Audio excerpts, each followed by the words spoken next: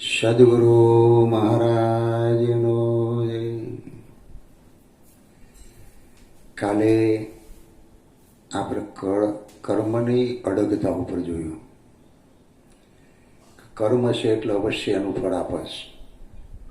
અને ભીષ્મ પિતામહ જેવા પવિત્ર જિંદગી જીવવાવાળાને પણ છોડતું નથી. આપણે આગળ જોયું કે રામચંદ્ર જેને ભગવાન આપણે કહીએ છીએ એને પણ કર્મ છોડતું નથી. પણ એક વસ્તુ યાદ રાખવાની, ઝેરનું પણ મારણ હોય પણ એના નિષ્ણાત પાસે તમારે જવું પડે. નિષ્ણાત પાસે જાઓ તો એ સમજી જાય. એમ આ કર્મ છે ને એ અવશ્ય ફળ આપે છે, પણ જો એના નિષ્ણાત પાસે જઈએ તો એમાંથી મુક્તિ મળે. આપણે ગઈકાલે જોયું હતું કે કૃષ્ણ ભગવાને ગીતામાં અર્જુનને કહ્યું કે અર્જુન, તું કર્મ કર પણ ફળની આશા છોડી દે. જો તું એમ ના કરી શકતો હોય તો તું જે કંઈ કર્મ કરે એ બધા મને અર્પણ કરી દે, તોય પણ તું કર્મોથી મુક્ત થઈ જઈશ.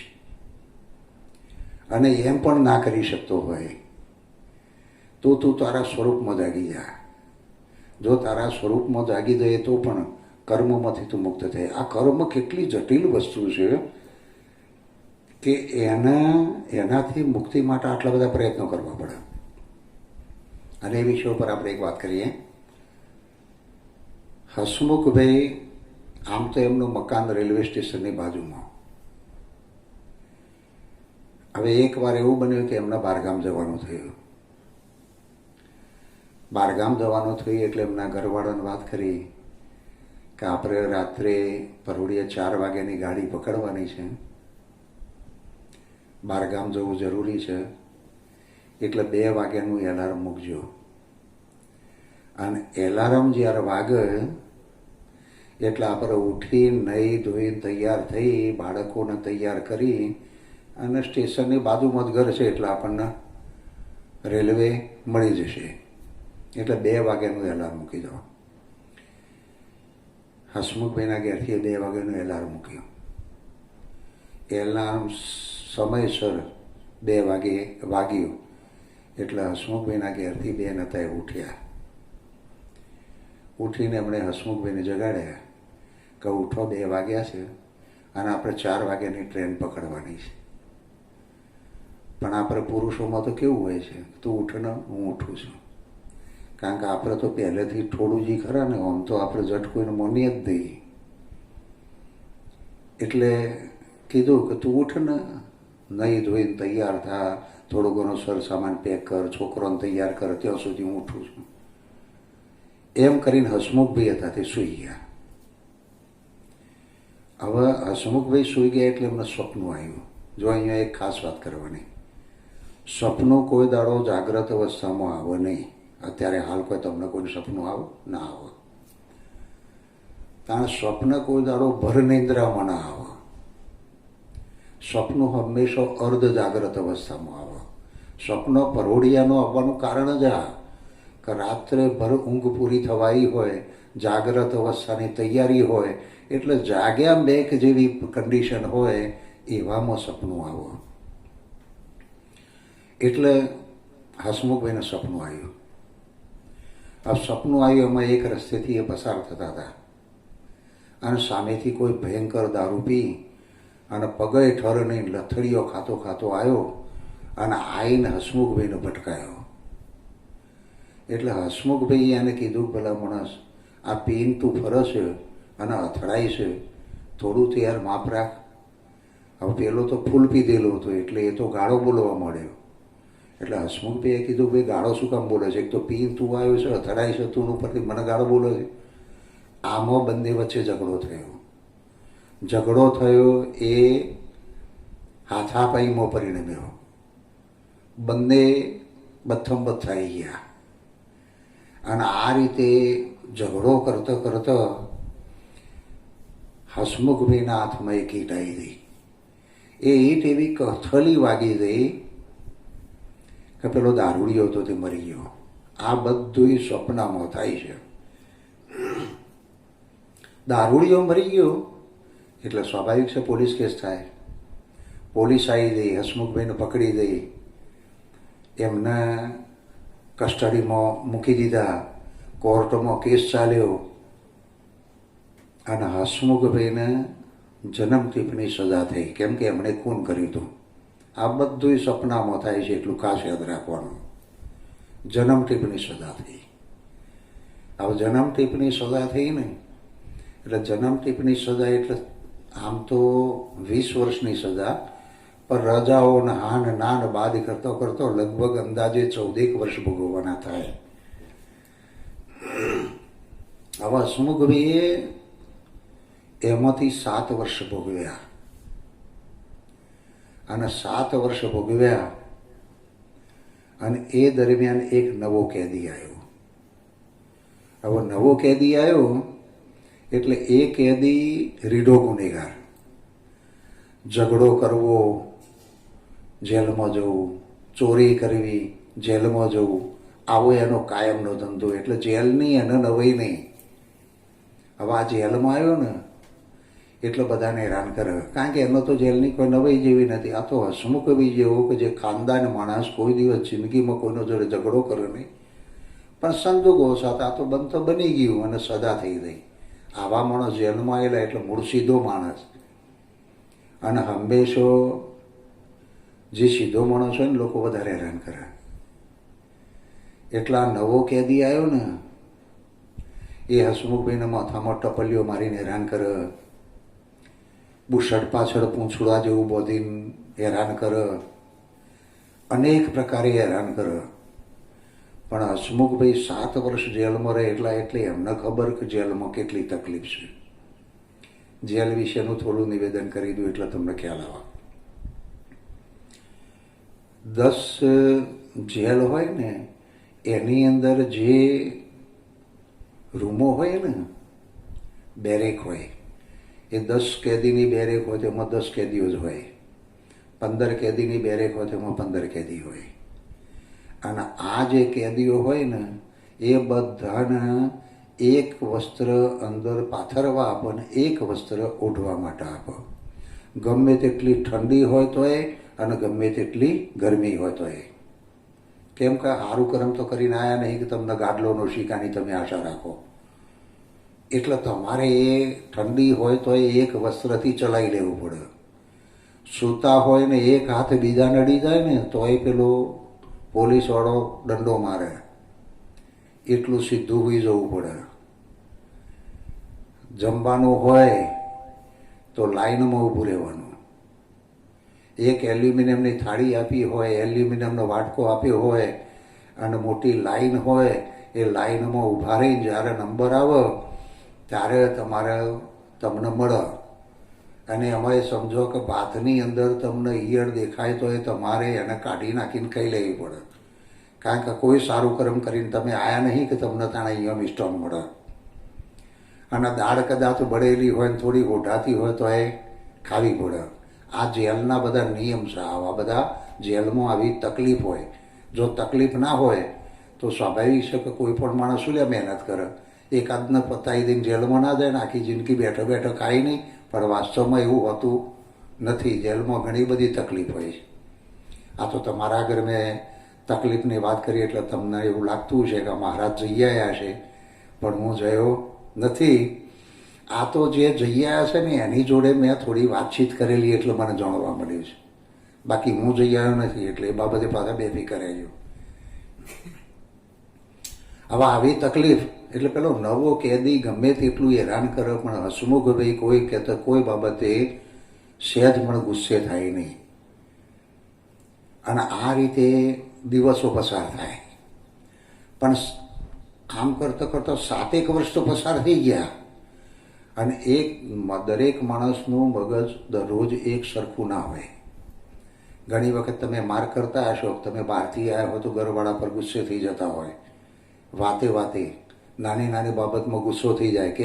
કેમ કે પરિસ્થિતિ તમે ઘરે આવ્યા તો થોડી વિપરીત છે, અથવા તો બહારથી ક્યાંક ઉશ્કેરાટ લઈને આવ્યા છો, એનું પરિણામ ઘરે દેખાય. એટલે આવી રીતે જ્યારે એક વખત હસમુખભાઈનું મગજ ઠેકાણું હતું નહીં અને એ દિવસે સંજોગોવશાત લાઈન ઘણી લોબી, એટલે લોબી લાઈનમાં ઊભા રહી અને મોડ નંબર આવ્યો અને નંબર આવ્યો કહું અને જેવું એમણે થાળીની અંદર લીધું અને જે પેલો નવો કેદી હતો ને એને શું કર્યું, મુઠ્ઠી ભરીને ધૂળ પેલામાં નાખી દીધી.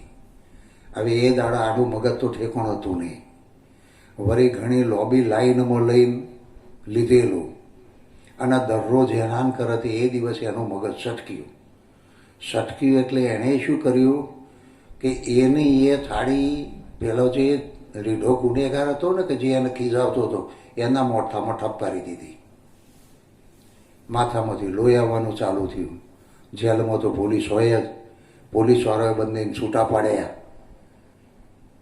અને પેલા જેને જે રીઢો ગુનેગાર હતો એને વાગ્યું હતું એટલે એને સીધા દવાખાને લઈ ગયા અને આ ભાઈ ઉપર પાછો કેસ ચાલ્યો. હવે જ્યારે કેસ ચાલ્યો એટલે કેવું થયું કે જજે કીધું કે આ ભાઈ ખૂન કરીને આવ્યો છે, 7 વર્ષ તો જેલમાં એણે ભોગવ્યા છે અને આટલી તકલીફ વેઠ્યા છતાંય પણ આ માણસ સુધર્યો નથી. એટલે એક કામ કરો, આણે મારામારી જેલમાં કરેલી છે એટલે આના ઉઘાડા બૈડે મીઠાના પાયેલા 7 કોરડાની સજામાં કરો.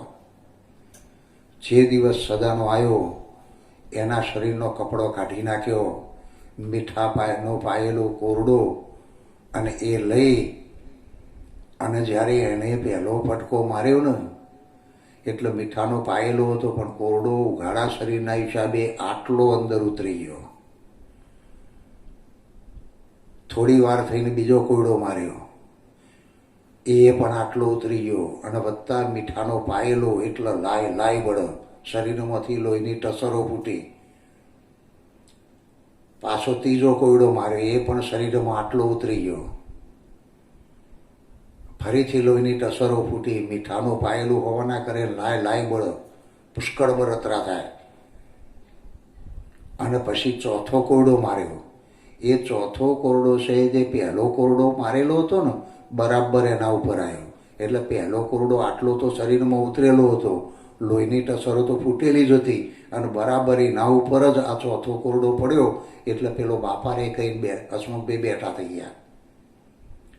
હવે જ્યારે હસમુખભાઈ બેઠા થઈ ગયા એટલે એમના ઘરવાળો દોડતો આવ્યો અને દોડતો આવીને કીધું ચંબુમો પાડો છો, હેડો હવે આ છોકરોએ તૈયાર થઈ ગયો, હું એ નહીં થઈને તૈયાર થઈ જઈશું અને આપણે 4 વાગ્યાની ગાડી પકડવાની છે એટલે ફટાફટ ઉઠીને તૈયાર થઈ ગયો. એટલે હસમુખભાઈએ કીધું કે તારી વાત તો સાચી છે પણ મારે મને એક સપનું આવ્યું હતું.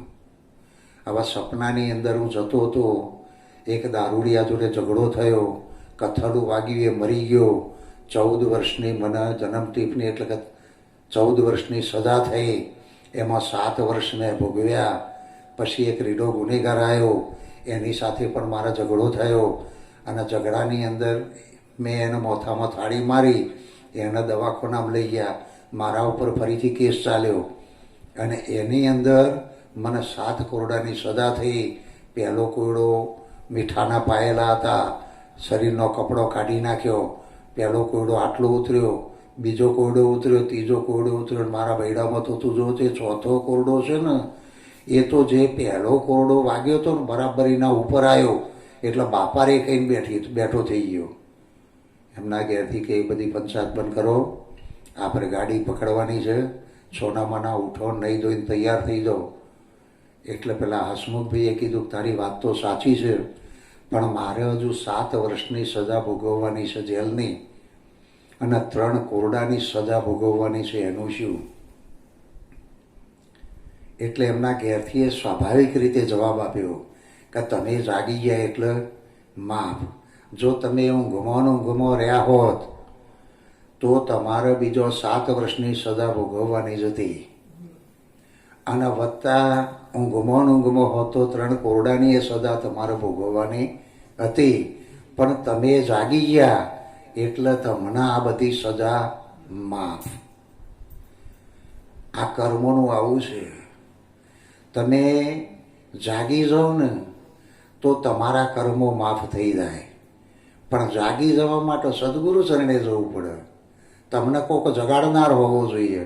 તમને એવું થતું હશે કે મારા મગજ પડી ગયું છે, હું ભલામણ અમે જાગતા નહીં દેખાતા. અરે તમે જાગતા દેખાવ છો, પણ હકીકતમાં તમે જાગતા નથી. હવે એના ઉપર એક વાત કરી લઉં એટલે તમને ખ્યાલ આવી જાય કે આપણે ખરેખર જાગીએ છીએ કે નથી જાગતા. કે એક વખત હું અને મારો મિત્ર બંને વાતો કરતા હતા. વાતો કરતા હતા અને ત્યાં એક ગાંડો માણસ આવ્યો. ગાંડો માણસ એટલે એનું મગજ છટકી ગયેલું, એનું મગજ ઠેકોણો નહીં, હસ કર્યા કરે. અમારી પાસે આવીને ઊભો રહ્યો. એટલે મારા મિત્રએ એને પૂછ્યું કે ભાઈ તું ક્યાંથી આવ્યો? પેલો તો હસવા મળ્યો, કારણ કે ગોડાને તો એવું કશું હોય જ નહીં, ના એની કોઈ મંજિલ હોય, કે ના એના કોઈ વિચારો હોય, ના એને કોઈ તર્ક હોય, એટલે એ તો હસવા મળ્યો. એટલે મારા મિત્રએ બીજો પ્રશ્ન કર્યો કે ભાઈ તું કેમ આવ્યો છે મારી જોડે? પણ પેલો તો એનાથી ખકડીને હસવા મળ્યો. મારા મિત્રએ ત્રીજો પ્રશ્ન કર્યો કે તારા જવું છે કયો ભલામણ? અમે વાતો કરીએ છીએ તું અમને નડે છે, તારા જવું છે કયો? એટલે એ તો એનાથી ખકડીને હસવા મળ્યો. એટલે મેં મારા મિત્રને વાત કરી કે આ માણસ પાગલ છે અને એનું મગજ નથી, એટલે આપણે આપણી જગ્યા છોડી દઈએ, એ અહીંથી નહીં જાય. એટલે અમે ચાલતા ચાલતા એક ઊંચા ઓટલાવાળું ગોડાઉન જેવું હતું. એના પર એક મજૂર રાત દિવસ સતત મજૂરી 3 દિવસથી કરેલી, 3 દિવસ ને 3 રાત સતત મજૂરી કરેલી, અને ઓટલા પર આડો પડ્યો હતો ને ભર ઊંઘમાં હતો. ભર ઊંઘમાં હતો ને મારા મિત્રએ એને પૂછ્યું કે ભાઈ તું ક્યાંથી આવ્યો છું? હવે ઊંઘમાં હોય કોઈ જવાબ આપો? ઊંઘમાં હોય કોઈ દિવસ જવાબ આપો નહીં. તારે ભાઈ તું અહીં કેમ આવ્યો છું? એનો એ જવાબ એને આપ્યો નહીં, કેમ કે એ ઊંઘમાં હતો, ભર ઊંઘમાં હતો. પછી મારા મિત્રએ કીધું કે ભાઈ તારા જવાનું છે કયો? પણ જે ભર ઊંઘમાં હોય કોઈ દિવસ જવાબ આપો નહીં. એટલે આ 3માંથી એકેય જવાબ મળ્યા નહીં. હવે અહીં જ આપણે વિચારવાની વાત છે. તમે જ્યારે આ જગતમાં નહોતા આવ્યા તારા જગત તો ચાલતું જ હતું. તમે છો તો એ જગત ચાલે છે, અને તમે નહીં હો તો એ જગત ચાલવાનું છે. તો તમે આ દુનિયામાં ક્યાંથી આવ્યા? જો આ પ્રશ્નનો જવાબ તમને ના આવડતો હોય તો એનો એ મતલબ એ કે તમે કાં તો ગાંડા છો અને કાં તો ઊંઘમાં છો. હવે ગોડા તો તમને કહેવાય નહીં, કેમ કે તમારા ઘેર આવીને મારે તમને એમ કહેવાય કે તમે ગોડા છો, એટલે એવું તો ના કહેવાય. પણ એક વાત સમજી લો કે તમે ઊંઘમાં તો છો જ, કેમ કે અમને તો જવાબ નથી મળતો. અચ્છા, તમે અહીંયા કેમ આવ્યા છો? કેમ કે તમે નહોતા ત્યારે જગત ચાલતું હતું, તમે છો તો ચાલે છે, તમે નહીં હોય તો એ ચાલવાનું છે. તમારું આવવાનું પ્રયોજન શું? જો આનો પણ તમે જવાબ ના આપી શકતા હોય તો એનો મતલબ એ જ કે તમે કાં તો ગાંડા છો અને કાં તો ઊંઘમાં છો. અને ત્યાર પછી જ્યારે આ દેહ પડી ગયા પછી તમારે ક્યાં જવાનું છે? આ પ્રશ્નનો પણ જો જવાબ તમે ના આપી શકતા હોય તો કાં તો તમે ગાંડા છો અને કાં તો તમે ઊંઘમાં છો. એટલે સંતો શું કહે છે? તમે જાગી જાઓ, અને જાગી જાઓ તો એ કર્મો માફ થઈ જાય એમાં છે. જો કર્મો વિશેની વાત કરી કે પહેલાં તો તમારે કર્મોમાંથી મુક્તિ મેળવવી હોય તો તમે જે કર્મ કરો એની ફળની આશા છોડી દો. જો એ આશાએ તમારાથી કર્મ કર્યા પછી ફળની આશા તમારાથી ના છૂટતી હોય તો કૃષ્ણ ભગવાને ગીતામાં કહેલું છે કે તું જે કર્મ કરે મને અર્પણ કરી દે. એટલે કે સદગુરુ મહારાજને અર્પણ કરી દે. અને સદગુરુ મહારાજને અર્પણ કરવામાં જો તને તકલીફ રહેતી હોય તો તું સ્વરૂપે જાગી જા. જો તું તારા સ્વરૂપે જાગી જાય તો એ તું કર્મોથી મુક્ત થઈ જવાનું, તો એ તને કર્મ કોદારો સ્પર્શી શકશે નહીં. પણ એના માટે તારે જાગી જવું પડે. કાલે આપણે વાત કરી હતી, જાગી જવાની વાત કરીએ એટલે આમ તો શું છે કે બીજી વાત કરીએ તો થોડી લોબી થઈ જશે. પણ અમારી એક સમયની મર્યાદા હોય છે. એક તમે સ્વરૂપની અંદર જાગી જાઓ તો તમારા આ કર્મોમાંથી મુક્ત મળી જાય, એટલે કે જન્મ મરણ મટી જાય. જન્મ મરણ મટી જાય એટલે ખ્યાલ આવે છે ને? જન્મ મરણ મટી જાય એટલે પેલી નવમારની ગટરમાંથી તમે છૂટા. જે આ દુઃખરૂપ સંસાર છે એ દુઃખરૂપી સંસારમાંથી છૂટવા માટે કર્મોનું નિવારણ જરૂરી છે.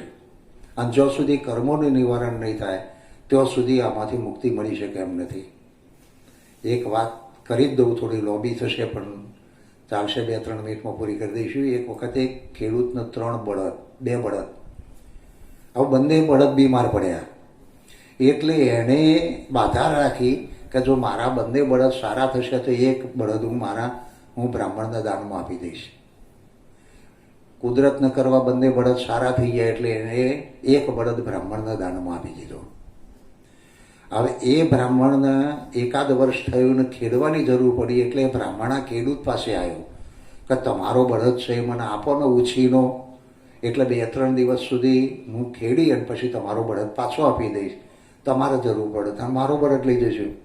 ભલે દાન આપીશું પણ બળદ તો એનો જ થઈ ગયો કહેવાય ને. એટલે એણે એટલે પેલા બ્રાહ્મણે ખેડૂતથી ખેતી કરી અને 3 દિવસે બળદ પાછો આપી ગયો. બળદ પાછો આપી ગયો એટલે ખેડૂતને જરૂર પડી ખેડવા માટે. એટલે એણે જે પેલા બ્રાહ્મણને, આવા તો બળદ તો બ્રાહ્મણનો જ કહેવાય ને, કેમ કે દાન આપ્યું એટલે બ્રાહ્મણનો દાન થઈ ગયો કહેવાય. એ બળદ માગી લાવ્યો. પોતા કેમ કે એના બળદની જોડી હોય તો જ ખેતર ખેડાય, એટલે માગી લાવ્યો. આવા બળદ માગી લાવ્યો હોય એ બળદને ઘાસ પૂરો કોને કરવાનો? ખેડૂતને કરવાનો. બળદ છે બીજાનો, પણ માગી લાવ્યો છે એટલે એને 4 પૂરો એને કરવાનો, એને પાણી એને પાવાનું, એનું વાસીદું એને વારવાનું, અને અવળો હેડો તો 2 દંડાએ મારવાની સત્તા એની ખરી, પણ ઘરાક આવે તો વેચવાની ખરી? ઘરાક આવે તો વેચવાની સત્તા નહીં, કેમ કે આ વસ્તુ પારકી છે. એમ જેને સદગુરુ મહારાજને પારકું છે એમ સમજીને જેણે લીધેલું છે એ પણ કર્મોથી મુક્ત થઈ જાય. એટલે કર્મથી મુક્ત થવા માટે કાં તો તમે જાગી જાઓ અને કાં તો તમે દાસ ભાવ સ્વીકારો તો પણ આ કર્મોથી મુક્ત થઈ જાય એવું આ સંજોગો છે. આટલું બોલી મારી વાણી વિરામ આપી દઉં. બોલો સદગુરુ મહારાજનો.